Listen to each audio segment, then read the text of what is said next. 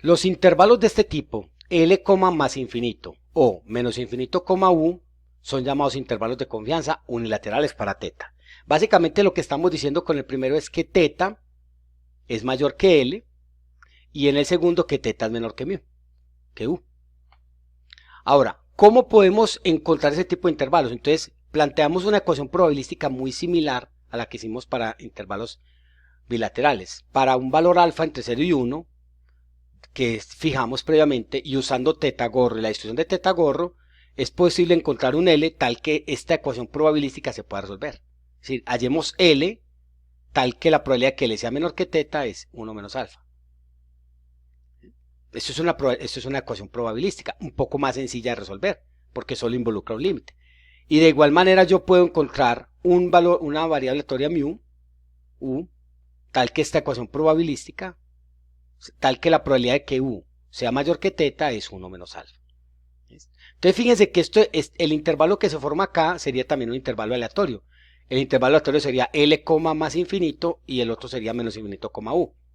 Y para una muestra particular, yo puedo encontrar un valor específico para L y otro valor específico para U, obteniendo estos intervalos de confianza, pero unilaterales, cuya confianza es 100 por 1 menos alfa por ciento también. Y se interpreta de la misma forma. L, infinito es más infinito es un intervalo de confianza al 100 por 1 menos alfa por ciento para teta. Hay un aspecto importante aquí con los intervalos de confianza que no lo he mencionado y es, ¿cómo hacemos, digamos, para verificar qué tan bueno puede ser un intervalo de confianza como estimador de un parámetro? Entonces hay dos aspectos importantes que tenemos que tener en cuenta acá. El primero se refiere a qué tanto nivel de confianza vamos a manejar. Por supuesto, entonces, si a usted le dicen que la proporción de artículos defectuosos en un proceso productivo está entre el 1% y el 4%, con una confianza del 50%. Y luego te dicen que esa proporción está entre el 1% y el 5%, con una confianza del 90%. Entonces, ¿con cuál de los dos te quedas? Entonces, la primera regla aquí con los intervalos es que entre mayor nivel de confianza tenga un intervalo, mejor. ¿Por qué? Porque recuerde que la confianza aquí está referenciada para esta ecuación probabilística. Entre mayor sea la probabilidad de que uno de mis intervalos contenga el parámetro real, mejor para mí. Pero hay un segundo aspecto que es muy clave y es, si yo le dijera a usted, mira, la edad en la que un joven empieza a fumar por primera vez está entre 5 y 60 años. Eso no te dice nada. Así tengo una confianza muy alta, ese intervalo tan amplio no te dice nada. En cambio, si te dicen que la edad a la cual empieza a fumar está entre los 12 y los 16 años, eso ya es mucho mejor, ¿cierto? Es un rango menos amplio que se puede manejar más fácilmente. Entonces, los dos aspectos que van a ser importantes para un intervalo de confianza están asociados con la confianza, es decir, el nivel de confianza en este caso, y con qué tan grande es el intervalo. En un intervalo de confianza bilateral, la longitud del intervalo es una medida de la calidad de la información que obtenemos. Es más, es una medida de la calidad del estimador que estamos proponiendo. En este caso, un estimador por intervalos. El valor máximo entre teta menos L y U menos teta, recuerden que teta está entre L y U, el máximo entre estas dos cantidades se conoce como la precisión de ese intervalo o de ese estimador por intervalo. Ahora, es importante aquí aclarar que finalmente, como teta no es conocido, es posible que yo no pueda calcular de manera exacta este valor. Sin embargo, la longitud del intervalo sí puede ayudarme a entender qué tan preciso puede ser mi estimador. Así que entre mayor sea la longitud de un intervalo, entre más amplio sea el intervalo, menos preciso va a ser. ¿Y eso se relaciona con qué? Con que los valores que yo voy a poder obtener de diferentes muestras van a cambiar mucho, van a variar mucho. Entonces, entre más amplio, entre más largo sea la longitud de un intervalo, entre mayor sea la longitud, menos preciso va a ser como estimador del parámetro. En cambio, entre más angosto sea la longitud de mi intervalo, es decir, entre más pequeña sea la longitud de ese intervalo, más preciso va a ser para estimar a teta.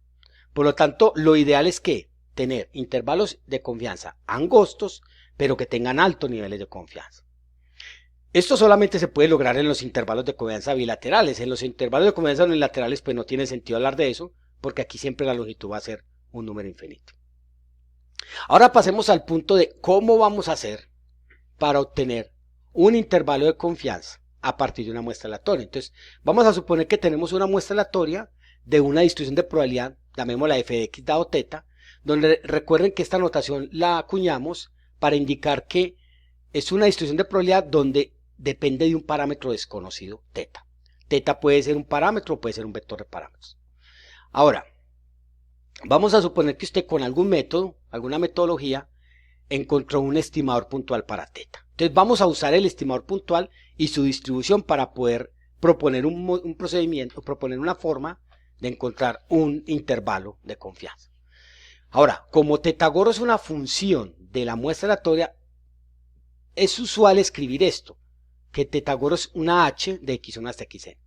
De hecho, siendo más general, vamos a suponer que la distribución de θ-gorro no va a depender de parámetros desconocidos, pero posiblemente puede depender de θ. ¿Cómo es eso?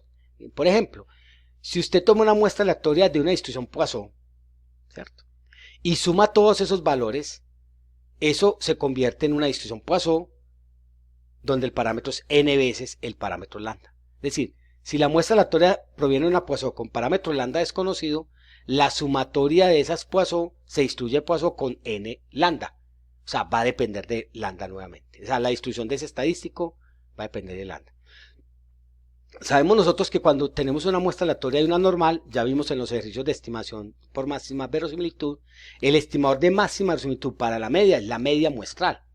Ahora, la media muestral de una muestra aleatoria normal se distribuye normal con media mu y varianza décima cuadrada sobre n. Es decir, la distribución del estimador de máxima verosimilitud, en este caso θ-gorro sería, la distribución depende del parámetro. Entonces vamos a suponer que eso en general se cumple, es decir, que la distribución de mi estimador podría o no depender del parámetro, ¿cierto?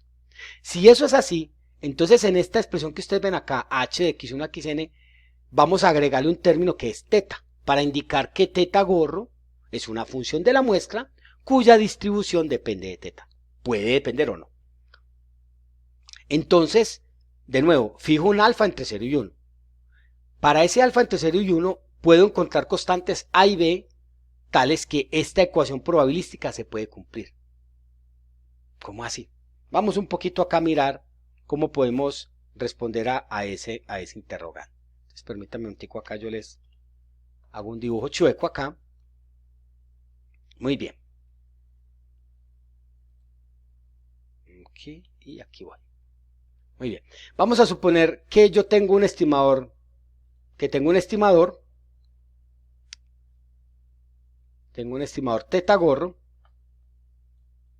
y que este es la distribución de θ-gorro. Vamos a suponer que esa es la distribución de θ-gorro. Muy bien. Esa es la distribución de θ-gorro. Aquí está. Perfecto. Esta es la distribución de θ-gorro. Entonces tengo mi estimador θ-gorro acá y esta es la distribución. Y fíjense que si yo fijo un valor alfa, que es una probabilidad entre 0 y 1, voy a encontrar valores a y b. Voy a ponerlos por aquí. Permítanme acá un momento. A y b. ¿Cierto? Tales que, entonces vamos a la ecuación probabilística. Voy a encontrar valores a y b tales que esta probabilidad, la probabilidad de que mi estimador esté entre a y b es 1 menos alfa. Entonces fíjense que, ¿cómo se calcula esta probabilidad en términos, en lo que hemos visto de distribución de probabilidad?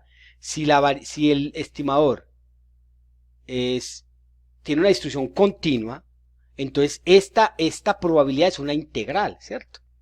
Sería el área bajo la curva de esta función entre a y b. Es decir, todo esto que ustedes ven aquí,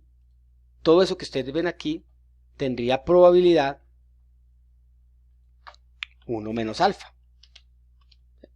Eso sería 1 menos alfa. La probabilidad que ustedes ven acá sería 1 menos alfa. ¿Ok? Muy bien. Entonces, estos términos que usted ve aquí, esto sería A, y esto sería B. Entonces fíjense que si yo tengo la distribución de probabilidad, que es lo que estoy pintando acá en rojo, muy escueto, entonces yo puedo encontrar valores A y B tales que el área, la probabilidad de que teta gorro esté entre A y B es 1 menos alfa. Ustedes dirán, ¿cómo podemos hacer eso? Pues hay muchas maneras de hacerlo. Por ejemplo, yo puedo proponer valores para estas áreas. Es decir, van a existir infinitos valores de A y B, porque usted puede mover esto como usted quiera. Es decir, usted puede mover estos valores de A y B a través del rango de la variable de teta gorro, de manera que siempre esta área sea 1 menos alfa. Por ejemplo, usted podría suponer aquí, vamos a suponer que esta área es alfa sobre 3. Entonces esta área va a ser 2 por alfa sobre 3. Entonces eso es una forma. Entonces, si yo tengo alfa sobre 3 y tengo esto, yo puedo encontrar este percentil con la distribución de teta gorro, el percentil alfa tercios, y este sería el percentil 2 alfa tercios superior. Es decir, yo puedo encontrar esos percentiles de esa distribución, y esos percentiles son estos A y B. Es decir, es posible encontrar A y B.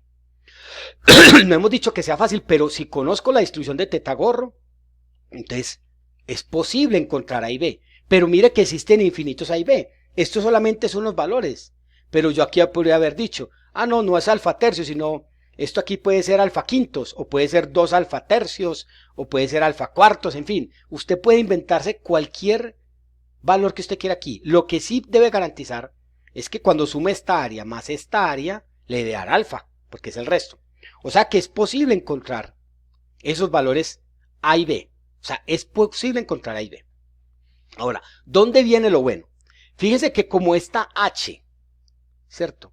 Este teta gorro es una función de la muestra de teta, entonces esto va a tener una expresión específica. Entonces, vamos a suponer que de esa expresión yo puedo despejar a teta. Es decir, esta expresión h de x1 hasta xn, punto y coma teta, contiene a teta. Ya dijimos, puede depender de teta. Entonces vamos a suponer que de esta expresión, de esta ecuación, desigualdad que usted ve aquí, yo puedo despejar a teta. ¿Cierto? Entonces, si yo puedo despejar a teta, voy a encontrar valores L, que depende de la muestra, y mu, tales que teta está entre L y U. Es decir, la solución de esta desigualdad implica encontrar dos extremos, llamémoslos L y U.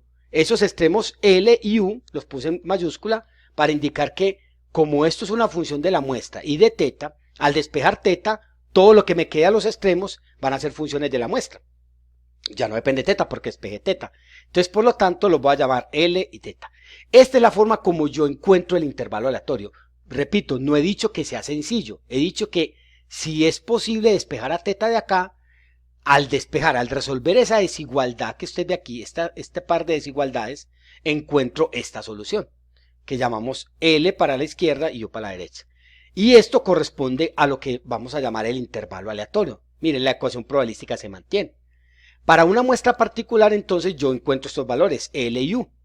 Es decir, cuando ya la muestra es particular, cuando yo conozco los valores, así, los valores reales de esa muestra, los valores numéricos, encuentro estos valores. Los vamos a denotar por simplicidad, L minúscula y U minúscula. Así que el intervalo LU, que se encontró ahí, va a ser un intervalo de confianza al 100 por 1 menos alfa por ciento para teta.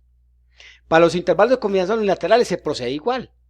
Solo que entonces la ecuación probabilística, la ecuación inicial es, podemos encontrar A tal que esta probabilidad sea 1 menos alfa. Entonces en esta grafiquita que yo les puse acá, ya solamente estamos considerando que esta área es alfa y todo este resto es 1 menos alfa. Y en el otro caso estamos considerando que esto es alfa y todo el resto hacia la izquierda sería 1 menos alfa. Y así entonces yo puedo encontrar, utilizo el mismo criterio, de aquí puedo despejar teta y encuentro esta ecuación, de aquí puedo despejar teta y encuentro esta ecuación, y puedo tener entonces los respectivos intervalos de confianza unilaterales para teta. Vamos a ver un par de ejemplos de cómo esto lo podemos empezar a aplicar.